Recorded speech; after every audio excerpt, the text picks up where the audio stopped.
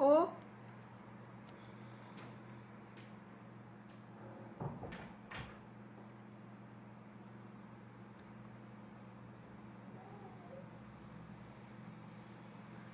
Oi, Ró. Nós aqui novamente.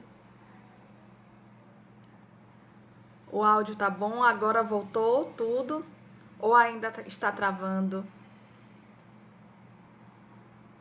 Vocês conseguem me ouvir? Está travando? Continua travando ou melhorou? Voltou, não é? Então nós vamos começar. Para que a gente possa dar uma continuidade, porque nós vamos colocar disponibilizar o vídeo no feed do Instagram, e nós vamos colocar também no canal do Lar do Coração no YouTube. Então nós vamos iniciar a nossa fala novamente, para que as pessoas que possam ouvir o vídeo depois, elas vejam do início ao fim. Então nós estávamos falando sobre perder um filho, mas na verdade perder essa fala que nós trouxemos para hoje, ela vale para todas as pessoas, não só para quem perdeu um filho, mas para todas as pessoas que perderam um ente querido. E eu dedico essa nossa fala hoje para todas essas pessoas, tanto as mães de luto, pais de luto, todas as pessoas que perderam um ente querido.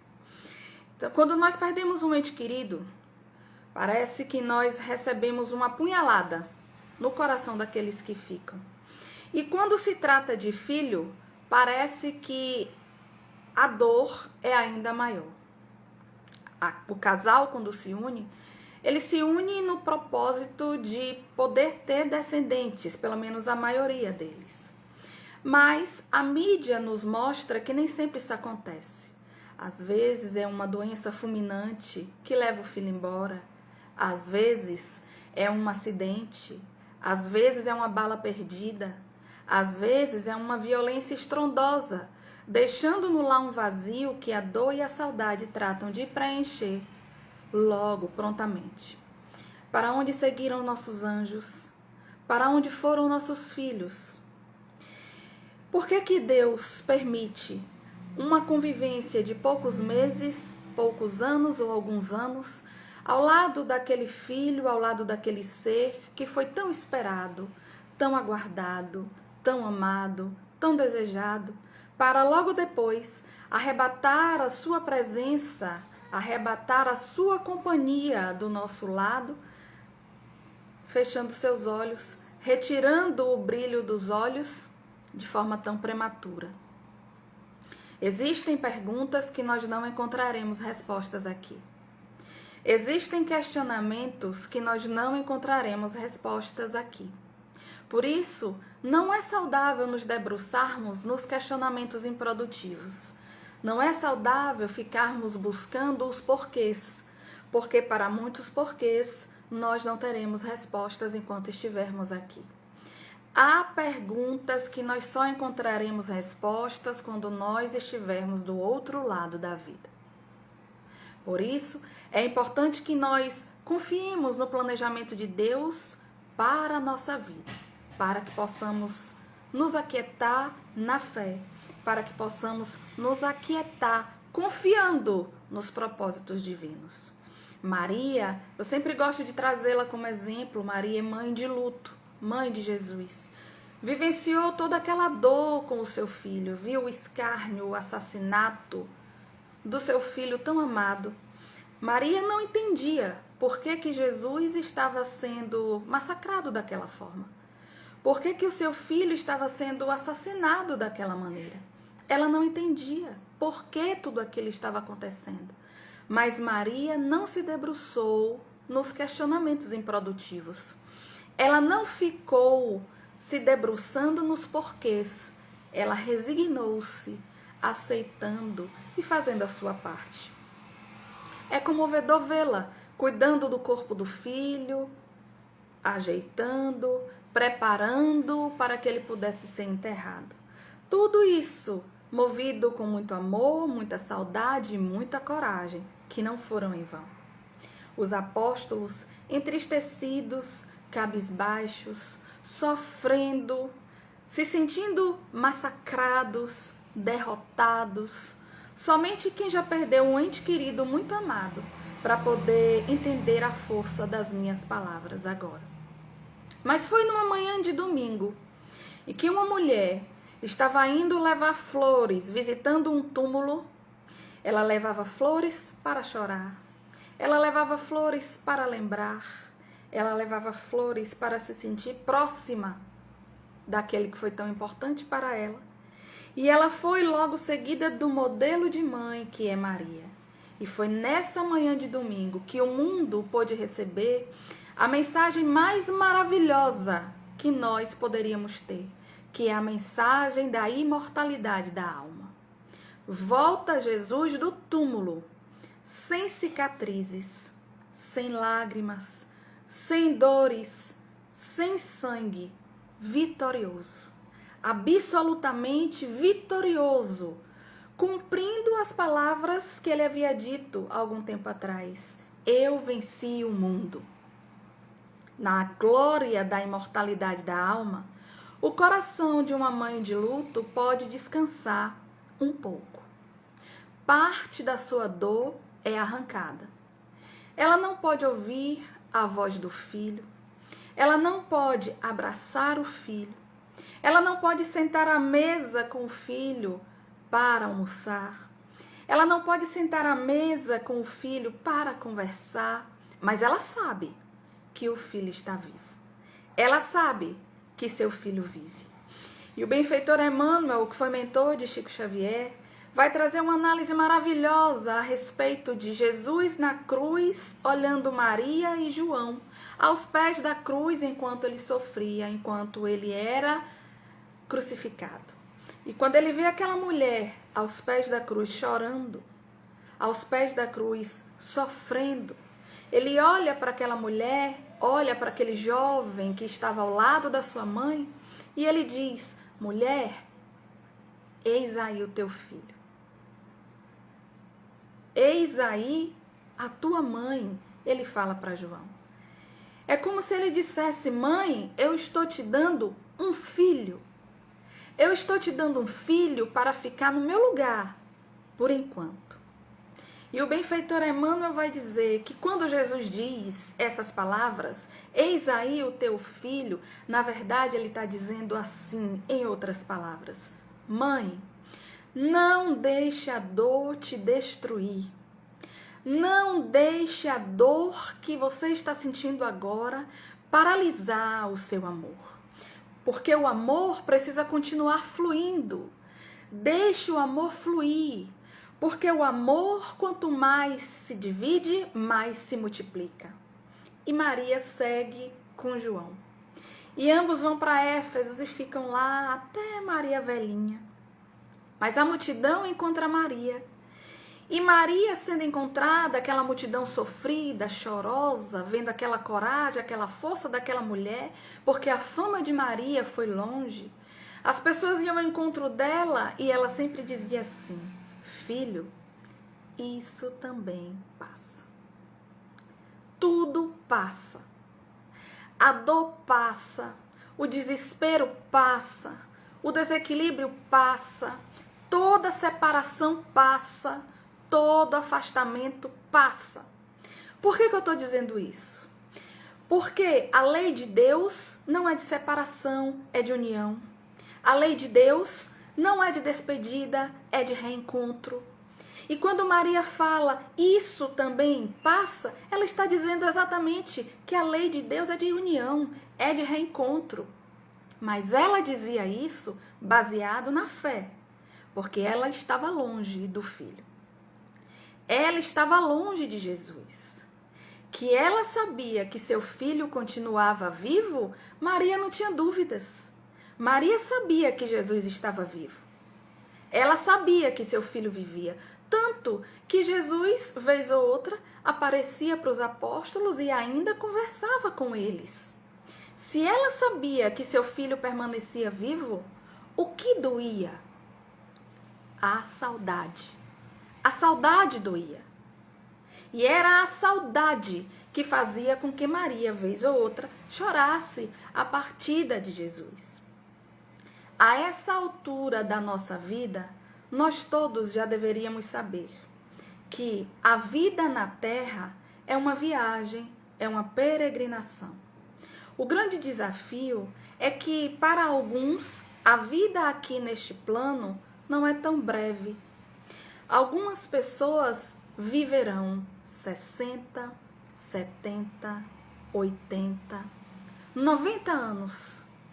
E, por ser tão longa a vida para algumas pessoas, algumas têm a impressão, ou alguns de nós podem ter a certeza, de que a verdadeira vida é esta aqui. De que a verdadeira vida, a verdadeira morada, a nossa, é esta aqui. Que a morada definitiva é esta aqui. Mas, na verdade, quando nós voltamos aqui para a Terra, nós voltamos em um grande grupo de pessoas, para uma grande excursão, uma grande viagem numa excursão.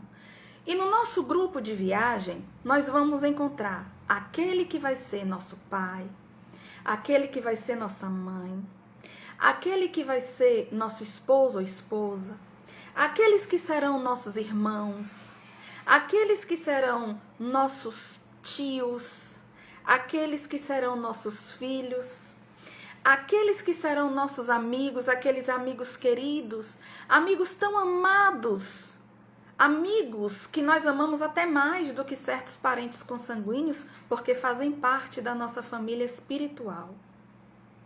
E quando nós, então, voltamos nesse grupo de viagem, nós vamos entender uma mensagem fantástica que diz o seguinte: nem sempre aquela pessoa que chegou aqui primeiro é o primeiro a voltar para casa. Às vezes, quem chegou por último é o primeiro a ir embora. Não necessariamente quem veio antes voltará para casa antes. Muitas vezes, quem chegou por último, aquele filho caçula de 9 anos, como estão escrevendo aqui nos comentários, volta antes da vovó de 90 anos, que veio primeiro. O que nós temos que entender é que todos nós voltaremos para casa. Uns antes, uns depois. Mas todos nós voltaremos para casa, porque a nossa casa verdadeira não é aqui.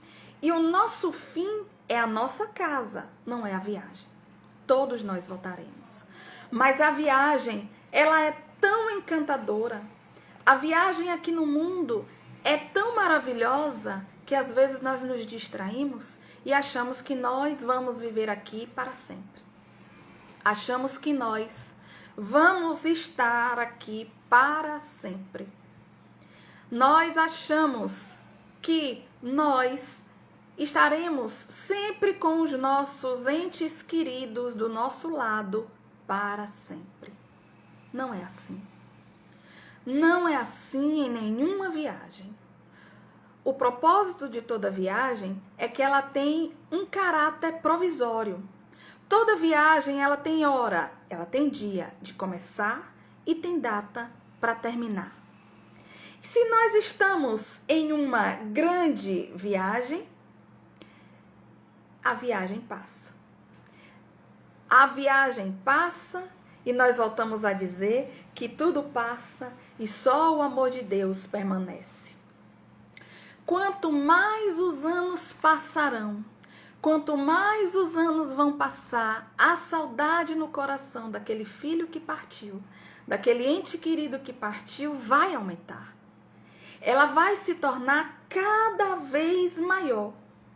Por quê? Porque saber que nós somos imortais não vai retirar do nosso coração a dor da saudade e a dor do afastamento.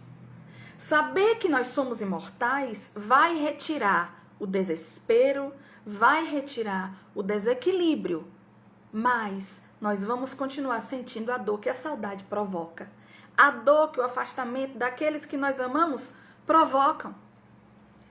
Mas nós não devemos nos entregar ao desespero, porque o desespero não é bom para quem sofre.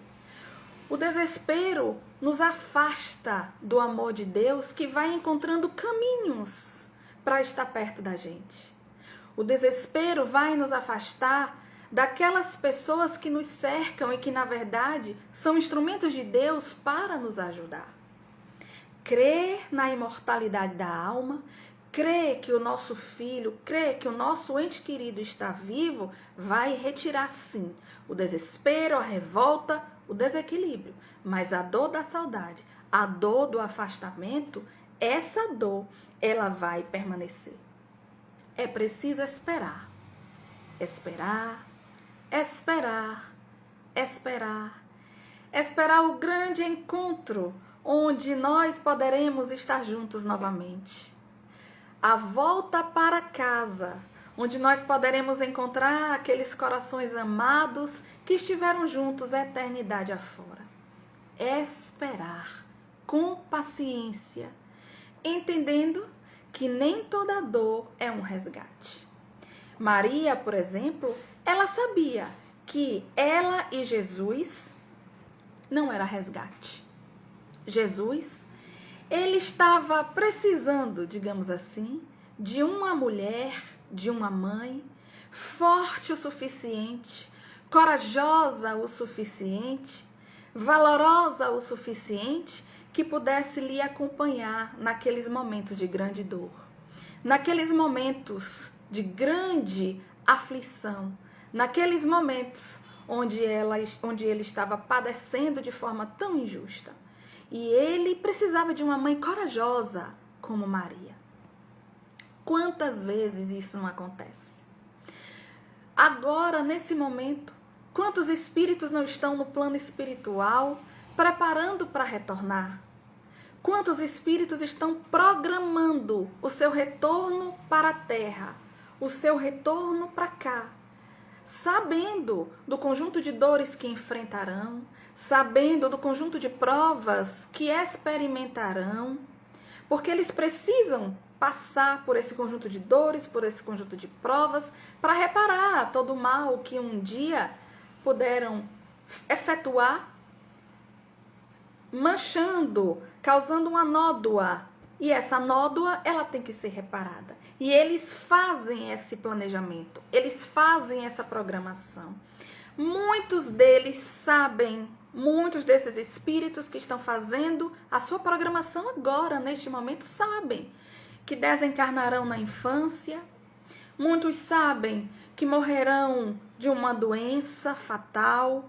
Muitos sabem que morrerão ainda dentro do útero materno. Muitos sabem que terão uma morte violenta. Muitos sabem que enfrentarão problemas financeiros.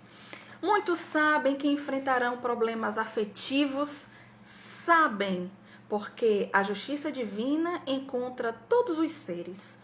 E, no entanto, quando esses espíritos se deparam com esse conjunto de dores, com esse conjunto de provas que eles vão ter que experimentar, eles então imploram para um coração de uma mãe que possa recebê-los, que possa acolhê-los e que possam estar com eles por um período de tempo, até que eles possam regressar também. Não é um pedido simples, não é um pedido que se faça para um coração imaturo. Algumas mães, alguns pais, alguns avós, alguns tios, algumas noras, algumas pessoas da família, elas são escolhidas por esses espíritos para que possam ajudar na dor purificadora do outro. No caso das mães, dos filhos que partiram antes. Essas mães virão antes e irão estar aqui esperando para recebê-los. Receber esses espíritos que, quando estavam planejando a sua programação, quando estava planejando o seu retorno à Terra, escolheu essa mãe. Coração corajoso, valoroso. E essas mães recebem esses filhos, chegam antes, recebem esses filhos e aproveitam cada minuto que tem com eles. Aproveitam cada momento de alegria, como aproveitam cada minuto de desafios. Aproveitam porque elas sabem por que vieram. Embora esqueçam, porque quando renascemos, mergulhamos no corpo, esquecemos, mas o nosso espírito sabe por que viemos, para que viemos. Maria sabia. Maria sabia por que ela estava aqui. Ela sabia que ela foi escolhida para sustentar o Cristo naqueles momentos. Ela sabia, embora o Cristo não precisasse de nenhuma dor, de nenhuma purificação, porque o Cristo já é um espírito puro, mas ele veio aqui para poder sofrer a cruz da injustiça, a cruz da mentira, a cruz do assassinato, para que pudesse trazer o evangelho para iluminar o mundo, para iluminar a nossa vida, para iluminar os nossos corações. E ele elegeu Maria para que pudesse estar com ele, auxiliando naquele momento mais difícil. Pode ser o seu caso de algumas mães que eu estou vendo aqui, escrevendo, Raíssa, Cris, Rosana, Rita e outras tantas que estão escrevendo, mas eu não consigo lembrar os nomes. Pode ser o seu caso, mãe de luto, pode ser o seu caso. O seu filho, pode ser esse o seu compromisso com o seu filho. O seu filho escolheu você para estar com ele aqui, do lado dele. É difícil passar por uma prova muito dura, por uma prova muito rude, sem ter ao lado um coração amoroso, um coração valoroso, um coração corajoso, que aceite passar por todo aquele conjunto de dor, mesmo sabendo das consequências da saudade e do afastamento, por amor. Por amor. A dor é uma bênção que Deus envia aos seus eleitos. Quem sabe, você, mãe de luto, não é um desses eleitos. O seu filho lhe escolheu. Se escolheu para que você pudesse estar ao lado dele. O seu filho que agora já desencarnou, que não está mais aqui, mas que está vivo. E você sabe disso. Que está vivo e que contou com a sua força, que contou com a sua resiliência, contou com a sua coragem, contou com a sua resistência para ajudá-lo a passar por aquilo que ele precisava passar. A certeza da imortalidade da alma vai tirar o desespero, vai tirar o desequilíbrio, vai tirar a revolta, mas não vai tirar a saudade. Inclusive, Rubem Alves, ele diz assim, que as pessoas não têm medo da morte em si, elas têm medo da saudade que vão sentir quando o ente querido partir. Nós temos medo da saudade, porque a saudade dói. Então, a certeza da imortalidade da alma, ela vai retirar o desequilíbrio, o desespero, a revolta, vai sim, mas não vai livrar o seu coração da dor, da saudade. Mas você vai levantar a sua cabeça, vai erguer a sua cabeça, vai continuar chorando, mas de cabeça erguida, sabendo que um dia você vai reencontrar com aquele filho que partiu. Eu também sou mãe de luto. Sou mãe de luto. Depois que eu escrevi o meu livro, Mães de Luto, eu escrevi no ano de 2015. Ele foi lançado em 2015, aliás. Eu quero agradecer as mães, Mona Lisa, com Clebinho, Fátima, com Kleber e depois Cleidson, Alda, com Marlon. Eu quero agradecer essas mães que me ajudaram a escrever esse livro tão valoroso para mim e para tantas pessoas. E eu me tornei mãe de luto no final de 2018. Eu estava grávida de um filhinho, muito desejado, muito amado. Eu tenho um filho de 8 anos. E eu engravidei novamente. O sonho de ser mãe novamente, de ter um filho novamente, de dar um irmão para o meu filho, de dar um filho para o meu marido que não tinha filho. Ele é padrasto do meu filho. E eu engravidei novamente. E quando a gente engravida, quando a gente sabe que nós estamos grávidas, todo aquele amor nos invade. Nós já nos sentimos mães, nós já sabemos que somos mães novamente. Mas, um belo dia, eu fui fazer a ultrassom e chegando lá, o médico perguntou para mim assim: você está ouvindo os batimentos? Eu parei, olhei para ele e disse: não. E ele falou assim: eu vou aumentar o volume e você vai me dizer se você está ouvindo os batimentos. Eu disse sim. E ele aumentou o volume, ele me mostrou o bebê, o feto, e disse: ele está aqui. E eu via, já estava formadinho, 12 semanas. Embora pequenininho, mas já dava para ver. E ele disse assim: você está ouvindo os batimentos? E eu disse: não. E ele perguntou de novo. Aumentei todo o volume. Você está ouvindo os batimentos? Eu disse: não. Ele segurou na minha mão, apertou a minha mão e ficou olhando para mim. Eu entendi. Eu disse para ele: está morto? E ele balançou a cabeça. Naquele momento, o meu mundo desabou. Eu chorei, chorei, chorei, chorei, chorei muito.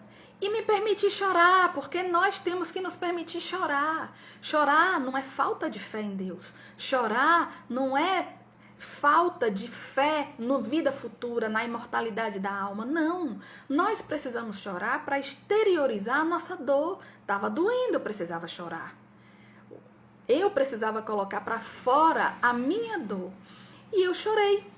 Em nenhum momento me revoltei, em nenhum momento me rebelei, em nenhum momento me desesperei, em nenhum momento pensei nos porquês aquilo estava acontecendo comigo. Chorei, fui para o hospital, porque embora o bebê estivesse morto, ele estava retido no útero e eu tive que fazer uma curetagem. E lá me colocaram num lugar cheio de mães grávidas dos seus bebês vivos. E eu estava vendo as mães felizes, alegres, esperando o bebê nascer. E eu estava ali, sabendo que o meu bebê estava na minha barriga, morto. E eu olhava para elas, e elas olhavam para mim. Elas não sabiam o que estava acontecendo comigo, mas eu sabia que elas estavam esperando o filho. E me levaram, então, para a sala de cirurgia, onde eu iria fazer a curetagem. E lá, uma mãe acabara de dar à luz. E a vovó alegre, feliz com aquele netinho, pegou o netinho e eu pude ver. Pegou o netinho e olhou para mim feliz, sorrindo. Ela olhou para mim e disse assim: cadê o seu? E eu olhei para ela e naquele momento eu pensei: eu não posso constrangê-la. Eu não posso retirar a alegria que ela está sentindo agora com o nascimento do netinho. Olá, Renato, tudo bem, querido? Seja bem-vindo. E eu pensei: eu não posso constrangê-la. Eu não posso retirar a alegria que essa avó está sentindo com o neto nos braços. E ela: cadê o seu? E eu botei a mão na minha barriga, mas no meu pensamento eu respondi: tá aqui morto. E eu passei por essa curetagem, vivi o meu luto, porque é importante viver o luto. Eu sempre digo isso, é importante viver o luto. Tá doendo, tem que viver. O luto é um processo importante de ser vivido, não podemos negá-lo, não podemos adiá-lo, é importante que ele seja vivido. E eu vivi o meu luto. 2 meses depois, eu estava na minha casa, eu estava fazendo alguma coisa na cozinha e eu olhei. Quando eu olhei para o lado, eu vi um jovem de mais ou menos 18, 19 anos, lindo, branquinho, muito branquinho, do cabelo preto, dividido assim, partido de lado, bem lisinho, e ele olhava para mim sorrindo, e eu olhei para ele, e ele disse assim: mãe, eu vou voltar para você. E eu comecei a chorar, porque eu comecei a pensar: meu Deus, será? E eu olhei de novo e ele disse: mãe, eu vou voltar para você. E aquilo acalentou meu coração. Eu chorei, chorei, chorei e agradeci a Deus porque eu entendi a mensagem. Eu entendi que quem estava ali era o espírito do meu filho que eu tinha perdido. 2 meses depois desse encontro com ele, eu descobri que eu estava grávida. E hoje, esse meu filho, ele está aqui. Que eu perdi, que morreu, voltou para o plano espiritual e retornou para mim. No livro Divaldo Franco Responde, volume 2, perguntam a Divaldo: Divaldo, aqueles espíritos que desencarnam ainda no ventre materno por um aborto espontâneo, ou natimorto, ou nasce, vive um pouquinho, desencarna, esses espíritos reencarnam logo? Ele diz que em alguns casos sim. E muito provavelmente esses espíritos voltam, retornam para a mesma família. Pode ser na condição do seu filho novamente, pode ser na condição de um neto muito querido, muito amado, na condição de um sobrinho, na condição de um enteado, na condição de um afilhado. Eles retornam. E o meu retornou e está aqui na minha casa comigo. Já tem 1 ano e 3 meses e é uma bênção na vida de todos nós. Então, a saudade nós vamos sentir. A saudade nós sempre vamos sentir. Vai doer, vai doer. Uma saudade enorme vai invadir o seu coração a cada ano. Uma saudade enorme vai crescer a cada dia no seu coração. Até que um dia vocês poderão estar juntos novamente. Como aconteceu com Maria. Ela lá em Éfesos, com João, ela já velhinha, bem velhinha, atendendo aquela multidão que vinha ao seu encontro. Um dia, nesse atendimento, ela para um pouco e as lembranças a levam de volta para Jesus. E naquele momento, ela lembra de Jesus pequeno, criança, correndo pela casa. E ela lembra de Jesus correndo pela casa e a sua mente é como se ela pudesse escutar os passos do seu filho. Ela lembra do cheiro de Jesus e naquele momento é como se ela pudesse sentir o cheiro do seu filho. E ela lembra das suas mãos e naquele momento é como se ela pudesse sentir as suas mãos próximas dela. Mas ela entende que ela tinha que continuar a sua labuta, atendendo aquela multidão que estava ali, esperando para ouvir a sua fala: filho, isso também passa. E quando ela atende toda aquela multidão, ela olha lá no final um homem que ainda esperava por ela. E esse homem vem andando devagar na sua direção, se aproxima dela com a cabeça baixa, com o capuz. E quando se aproxima dela, levanta a cabeça, retira o capuz, ela olha, era Jesus. Era Jesus. E ele pega nas mãos da sua mãe e diz: mãe, eu vim te buscar. Está na hora de voltarmos juntos para casa. Aconteceu com Maria. Vai acontecer com muitas mães.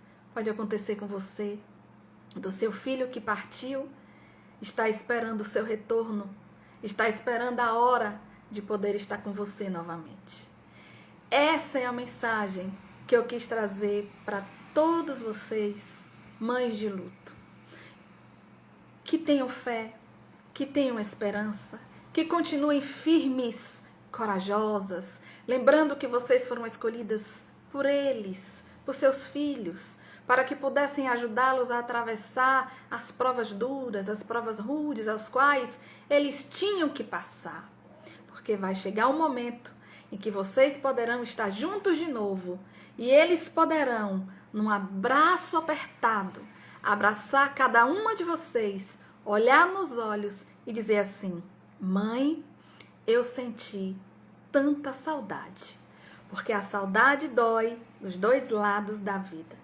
Dói aqui e dói lá. E para encerrar a nossa mensagem, eu vou encerrar com uma fala do benfeitor Emmanuel. Ele dizia assim: mais forte do que a dor de perder um filho é a certeza de que ele continua vivo. Que vocês possam ter gostado da nossa fala, que vocês possam ter se sentindo acolhidas, envolvidas nessa vibração de amor, nessa vibração de paz, nessa vibração de fé que nós queremos trazer para vocês agora. Que Jesus possa abençoá-las e que domingo vocês possam lembrar dos filhos que partiram com alegria, porque eu tenho certeza que é assim, dessa forma, que eles gostariam de ver vocês. Que Jesus os ampare, abençoe, que nossas vibrações nesse momento, nosso sentimento fraterno de amor, possa alcançar as mães de saudade lá em Santa Catarina, que se encontram com seus corações dilacerados por essa dor da perda, da partida dos filhos. Possam alcançar a mãe de Paulo Gustavo, que partiu essa semana, e que possam alcançar as mães dessas mais de 400.000 pessoas que partiram vítimas da Covid. Que Deus nos ampare, nos proteja e que possamos nos encontrar em outras lives que pudermos fazer. Gratidão a vocês. Obrigada, Rosana, Osana, Claudiana, Mona Lisa, um beijo. Mona Lisa está aqui presente na live, ela fez parte do livro Mães de Luto, com Clebinho. Rosana está aqui. Eu quero que vocês recebam meu abraço e desde já um feliz Dia das Mães, com alegria, com paz e confiando que seus filhos estão vivos e estão bem. Um beijo no coração de vocês. Tchau!